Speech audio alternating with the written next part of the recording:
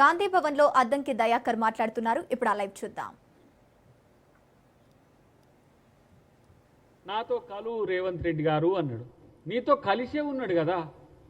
మీరు ప్రధానమంత్రి అయితే వారు ముఖ్యమంత్రి.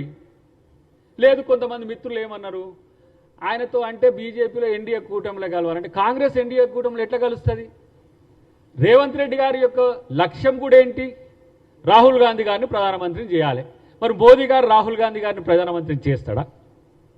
చేయగలుగుతాడా? దానికి సిద్ధమైతే మరి మోదీతో కలుస్తాడు. రాహుల్ గాంధీ గారిని ప్రధానమంత్రి చేయడం మోదీ లక్ష్యం అయితే రేవంత్ రెడ్డి గారు మీకు సహకరిస్తాడు, మీతో కలిసి ఉంటాడు. కానీ తెలంగాణ సమాజం ఎటుపోతేంది, తెలంగాణ ప్రజల మధ్యన కొట్లాటలు ఏమైతేంది, తెలంగాణలో మళ్ళీ పూర్వపు కాలపు కొట్లాటలు కొనసాగితే నాకేంటి, నాకు మాత్రం అధికారం కావాలి అని. సేమ్ వెస్ట్ బెంగాల్లో ఇప్పుడు ఎట్లా జరుగుతుందో ఇలాంటి రాజనీతి, రాజ్యాంగ ధర్మం ఎట్లయితుంది? కనీసము కించిత్ ఆలోచించేటోళ్ళకైనా మీకు ప్రజాస్వామ్యయుత వాతావరణం ఉండడము ఇష్టం లేదు, ప్రజల మధ్యన వైరుధ్యాలు నిరంతరం కొనసాగాలి, మీరు గెలవాలి, ప్రజలు ఓడాలి. ఇది మాత్రం రాజ్యాంగం చెప్పలే. మోదీ గారికైనా, పవన్ కళ్యాణ్ గారికైనా, ఇంకెవరికైనా. ప్రభుత్వంగా ఒక ప్రభుత్వ విప్పుగా నేను ఎందుకు ఈ పత్రికా సమావేశం లేకపోతే మీడియా సమావేశం పెట్టాల్సి వచ్చింది? మీరేమంటారు? నేరుగా నాకు తెలంగాణలో మీటింగ్ పెట్టుకునే అవకాశం లేదా అంటున్నారు. అంటే ప్రజలు కొట్లాడుకుంటట్టు నేను ప్రెస్ మీట్లు పెట్టుకుంటా, మీటింగ్లు పెట్టుకుంటా, కానీ నాకు పర్మిషన్ ఇవ్వాలి ప్రభుత్వం అని అంటున్నారు. ఇంత విధ్వంసకరమైన ఆలోచనలు మానుకోండి. మీకు తెలిస్తే అర్థం చేసుకోండి.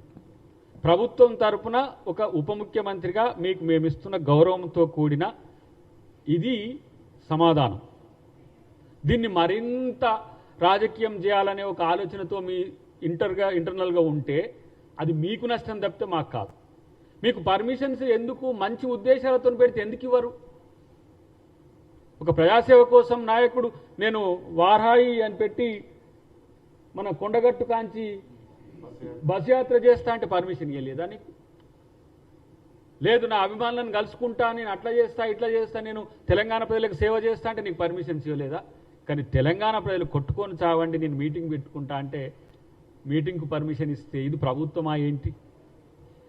ఇంతకు నీ సమావేశపు లక్ష్యం ఎవరి కోసం, ఎందుకోసం? దీన్నైనా తెలుసుకుంటే నీకే మంచిదని చెప్పి నేను మీ ద్వారా తెలియజేస్తున్న మిత్రులారా. ఇక్కడ తెలంగాణ ప్రజలు కొంత సెంటిమెంటల్గా ఎక్కువ ఉంటారు. వాళ్ళ త్యాగం, వాళ్ళ పట్టుదల, వాళ్ళ ధైర్యం, ఈ తెలంగాణ ప్రాంతం కోసం